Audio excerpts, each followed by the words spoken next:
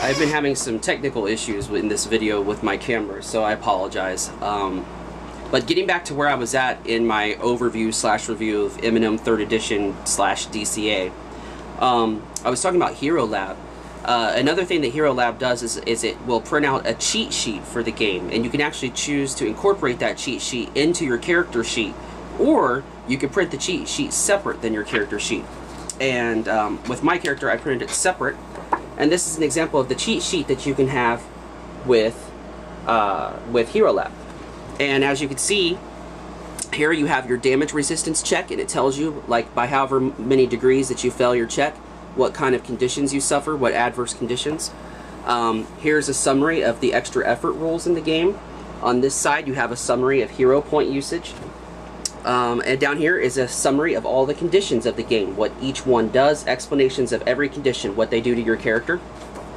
And then on the second page is the handy dandy chart that I talked about, similar to DC Heroes, where you can look up your character's abilities and come up with calculations as to all kinds of different things your character can do. How far you can throw an object, how fast you can run, like how long would it take you to get from this place to this place, or to perform some kind of an action, just different aspects of your character's powers.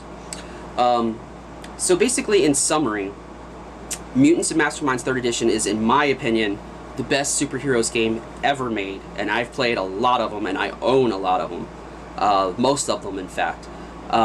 It's a wonderful game. It plays pretty fast. It's not really bogged down in rules, and this version is more streamlined than even 2nd edition. I mean, for instance, right off the top of my head, another thing that they streamlined in this game are the bonuses and penalties that you can take in the game. Now, if it's like a minor bonus or penalty, it's just a -2 or a +2. If it's a more extreme bonus or penalty, it's a -5 or a +5. So bonuses and penalties are always -2 +2 or -5 +5. Awesome, awesome.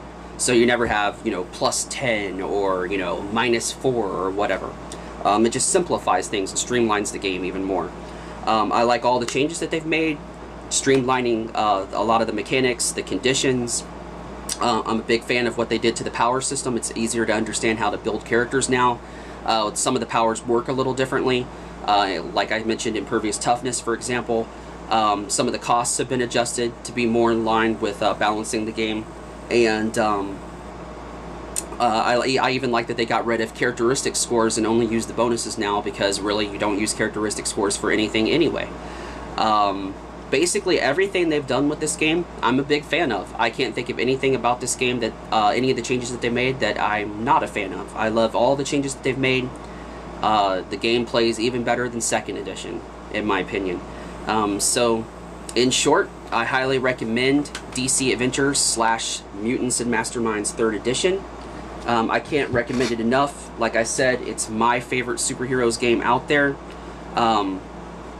And especially if you're a fan of the DC Universe, you can't go wrong with this game.